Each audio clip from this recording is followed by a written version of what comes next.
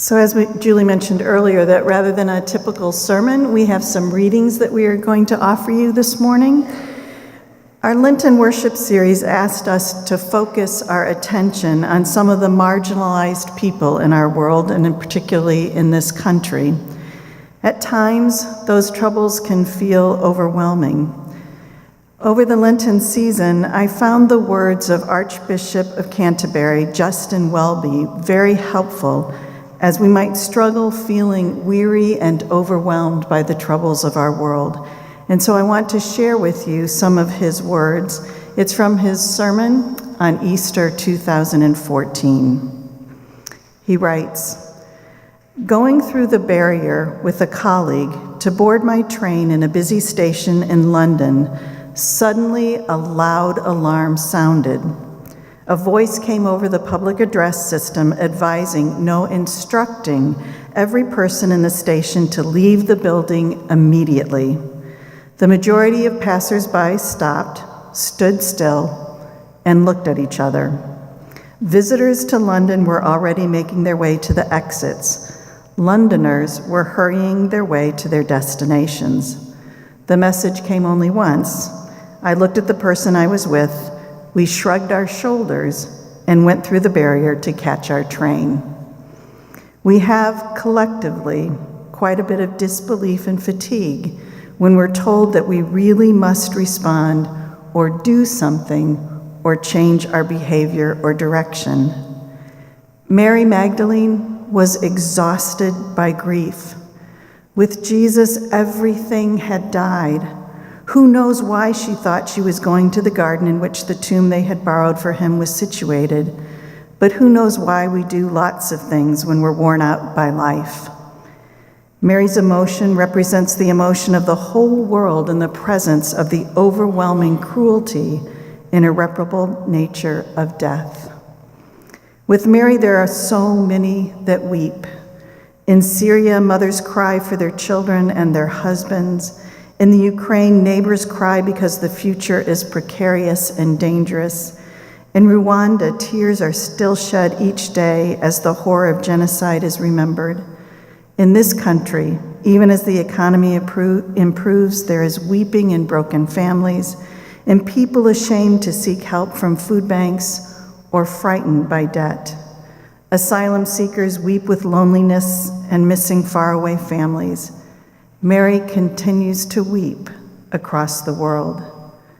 This is the world we live in, a world which each of us has had a hand in creating, a world of crosses. We can comfort one another and trust the dying and treat the dying with dignity. We can make gardens and graves. We can move stones and wipe away tears, but we actually can do nothing to defeat death. But listen, hear the announcement. The one who was dead is now alive. He now stands before Mary, speaking her name. This day, he speaks everybody's name to engage them with the news that he is alive. When Mary hears her name spoken, we're told she turns towards him. A moment before, and she is in the deepest despair. A second after, her life has changed. For death has more than met its match. It has been defeated, and everything changes. We cannot expel God from this world. In fact, this new life insists that there is nowhere God is absent, powerless, or irrelevant. There is no situation in the universe in the face of which God is at a loss. The one who was dead is now alive. Where there was weeping, there is now joy. Someone wrote recently, joy might be a greater scandal than evil, suffering, or death. This is what I have been moved by in Christian communities around the world who face the most devastating of conditions. Their certainty that Jesus is alive enables them to face all horrors with joy, not happiness, but joy. Joy can exist alongside mental illness, depression, bereavement, fear, because the joy of Christ comes from knowing that nothing and no one less than God has the very last word. I remember sitting in a room with the bishop who had come over from Pakistan soon after the attack in September on a church. I asked how Christians were coping with the fear that such attacks brought, and wondered if there had been anyone in the church the week following the attack. "Oh yes," the bishop replied. "There were 3 times as many people the next week." Such action is made possible only by resurrection. The persecuted church flourishes because of the resurrection. I think of women who I met earlier this year who have survived unspeakable violence, yet who lift up their arms in prayer and praise to God. I think of teenagers I have met who have hope and joy in lives that were once dominated by self-hatred and harm. This has all only been made possible because Jesus is alive. The announcement that Jesus is alive changes everything, not simplistically or even instantaneously, but it all changes. It changes us. It gives us hope where we were in despair, faith where we were lost, light where we were in darkness, joy where we were entirely in sorrow. So the new life of Jesus is given to us. We witness to it as we insist that money isn't our ruler, that self-promotion isn't king, that pleasure isn't a fulfilling aim, and that the survival of the fittest simply means some die later than others. The new life of Christ has broken into our world. It cannot be contained. It can't be restricted. It cannot be managed. The church exists to show life and to work the transforming power that has been set free in the world. All that we need to do is respond in faith and receive the gift of life. To fail to respond to this gift is like hearing someone crying fire and continuing to walk into the building, or to have someone whisper, "Will you marry me?" and turn the channel to find something more interesting to watch. This is an announcement that calls our attention, catches our lives, heals our brokenness, and sends us out with a purpose, a hope, and a joy. It is news that the world cannot ignore, that we cannot neglect. It is the news of joy immeasurable. And with that joy, we are granted the power to continue to rise up in love.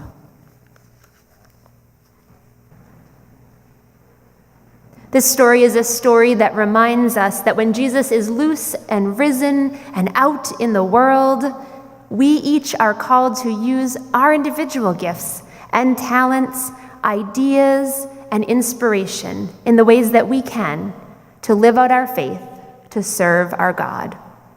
So this is a story of faith.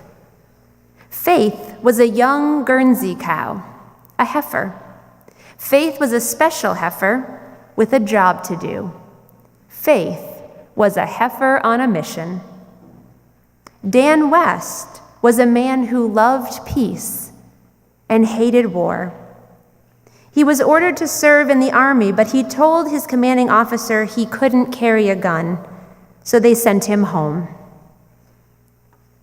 Once, there was a war in Spain, and because he could not go to fight, Dan West went to Spain to hand out food and supplies to families who had lost everything in the war.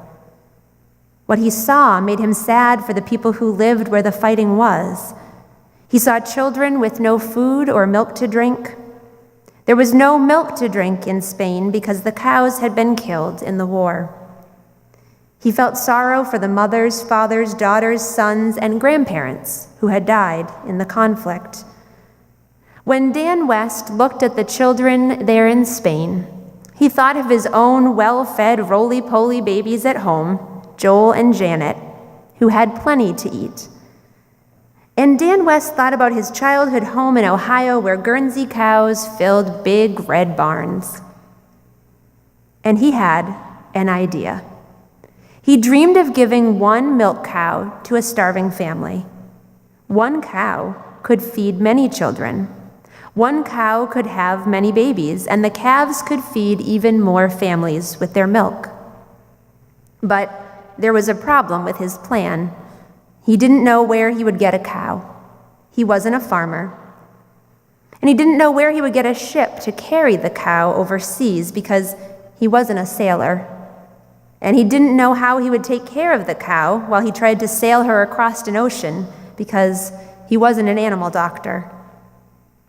And just one man, if he found just one cow, that just wouldn't be enough for the idea that he had, for the calling he felt. So he began to look for people who could help make his dream come true. Dan West told a group of farmers in his church about the starving children that he had met in other parts of the world. And when he finished telling them, a farmer named Virgil Mock stood up. And Virgil Mock said, "Have faith, Dan West." Dan said, "I have faith, Virgil. I believe God is telling us to help. We need to send heifers to give milk for the children. But I can't do it by myself. I need help. That's why I'm here." And Virgil said again, "Have faith, Dan West." And Dan said, "I told you, Virgil, I do have faith. I trust God to help make this dream come true, even though right now it seems impossible. And that's why I'm here." And Virgil Mock said, "No, Dan, I meant have faith, my cow." And then another farmer whose red barn was full of cows gave a heifer to Dan West, and then another and another and another until every farmer in that room had volunteered to give one heifer to Dan and his idea. And the first 3 cows that those first 3 farmers gave to Dan were named Faith, Hope, and Charity. Faith and 16 other cows came to church that Sunday. The minister prayed over the cows, laid his hands on them, and blessed them, and then sent them out into the world to help families. Faith was no longer one heifer on a mission. Now there were 17 heifers on a mission. Faith, the Guernsey cow, rode to Mobile, Alabama in the back of a big truck. And then she sailed to the island of Puerto Rico, where she found a happy home with 10 children in her family. The 10 children loved their cow, and they learned to take good care of her. It was their job to feed Faith, protect her, and keep her clean. And Faith took good care of her new family, too. She gave those 10 children lots of milk. And the family was happy for the first time ever. They had something valuable, a cow. And nobody went hungry. And then Faith had a calf. And the first calf made the family very proud because now they could help someone else, just as Dan had helped them. So they gave their calf to a neighbor who needed help too. Faith's family taught the neighbors how to take care of their new calf just as they had taken care of Faith. And soon that calf could feed another family. Dan and the farmers who originally gave those cows named their plan the Heifer Project. It was easier to say Heifer Project than to call it a group of farmers who gave their young cows to Dan West so he could send them around the world to help feed hungry children. So Heifer Project sent more and more animals to feed people all around the world. They sent rabbits, goats, chickens, honeybees, draft horses, sheep, pigs, ducks, geese, and fish. Can just one person make a difference? Can just one person with an idea help others all around the world? Can just one person start a movement that makes the world a better place? Every one of us can make a difference.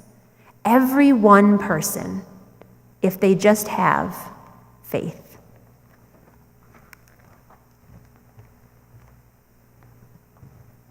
So our third and final story is called The Overnight Guest.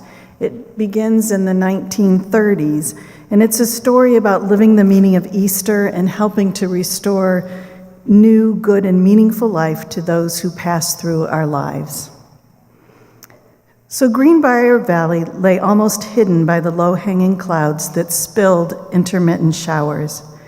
As I plodded through the muddy barnyard preparing to do my afternoon chores, I glanced at the road that led past our place and wound on through the valley.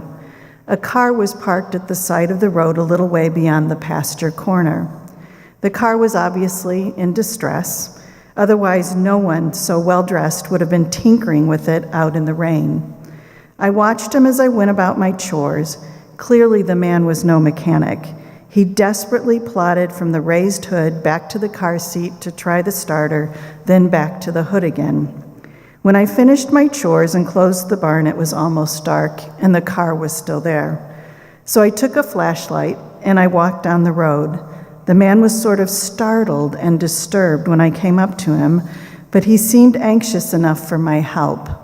It was a small car, the same make as my own, but somewhat newer.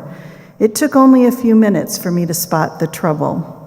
"It's your coil," I told him. "But it couldn't be that," he blurted. "I just installed a new one, only about a month ago." He was a young fellow, hardly more than a boy. I would have guessed 21 at most. He sounded almost in tears. "You see, mister," he sobbed, "I'm a long ways from home. It's raining, and I've just got to get the car started. I just have to." "Well, it's like this," I said. "Coils are pretty touchy. Sometimes they'll last for years, then again sometimes they'll go out in a matter of hours. Suppose I get a horse and pull the car into the barn. Then we'll see what we can do for it. We'll try the coil from my car. If that works, I know a fellow down the road who will sell me one in the morning." I was right. With the coil from my car in place, the motor started right off, and it purred just like a new one. "Nothing to it," I grinned. "We'll just go see Bill David down the road. He'll sell you a new coil, and you can be on your way. Just wait a minute while I tell my wife Jane where we're going." I thought he acted odd when we got down to David's store. He parked in the dark behind the store and wouldn't get out. "I'm wet and I'm cold," he excused himself. "Here's $10. Would you mind very much going in and getting it for me?"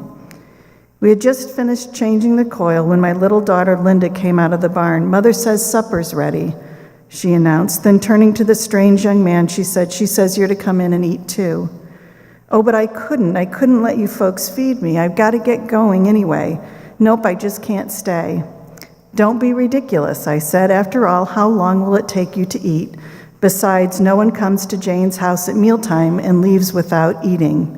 You wouldn't want her to lie down in the mud in front of your car to stop you from going, would you?" Still protesting, he allowed himself to be led off to the house. But it seemed to me as if there was something more in his protest than just mere politeness. He sat quietly enough while I said the blessing. But during the meal, he seemed fidgety. He barely picked at his food, which was almost an insult to Jane, who is one of the best cooks in the state and proud of it. Once the meal was over, he got quickly to his feet, announcing that he must be on his way, but he hadn't reckoned with my Jane. "Now look here," she said, and she glanced at me for support. "It's still pouring out there, your clothes are all wet, and you can't help being cold. I bet you're tired too. You must have driven far today. Stay with us tonight. Tomorrow you can start out warm and dry and all rested." I nodded slightly at her. "Isn't it? It's not always advisable to take in strangers that way. Unfortunately, many people can't be trusted, but I liked this young man, and I felt sure it would be all right." He reluctantly agreed to stay the night. Jane sent him to bed and hung his clothes to dry by the fire. Next morning, she pressed them and gave him a nice breakfast. This meal he ate with relish. It seemed he was more settled in the morning, not so restless as he had been the night before. He thanked us profusely before he left. But when he started away, an odd thing happened. He had been headed down the valley toward the city the night before, but when he left, he headed back north toward Roseville, the county seat. We wondered a great deal about that, but decided he had just been confused and made a wrong turn. Time went by, and we never heard from the young man. We had not expected to, really. The days flowed into months and the months into years. The Depression ended and drifted into war. In time, the war ended too. Linda, our daughter, grew up and established a home of her own. Things on the farm were quite different from those early days of struggle. Jane and I lived comfortably and quietly, surrounded by the lovely Greenbrier Valley. But then just the other day, I got a letter from Chicago. It was a personal letter. It was on nice, expensive stationery. Now, who in the world, I wondered, can be writing me from Chicago? I opened it, and this is what I read. Dear Mr. McDonald, I don't suppose you remember the young man you helped years ago when his car broke down. It's been a long time, and I imagine you've helped many others. But I doubt if you've helped anyone else quite the way you helped me. You see, I was running away that night. I had in my car a very large sum of money which I had stolen from my employer. I want you to know, sir, that I had good Christian parents, but I had forgotten their teaching and had gotten in with the wrong crowd. But I knew I had made a terrible mistake. You and your wife were so nice to me. That night in your home, I began to see that I was wrong. Before morning, I made a decision. Next day, I turned back. I went back to my employer, made a clean breast of it, and I gave back all the money and threw myself on his mercy.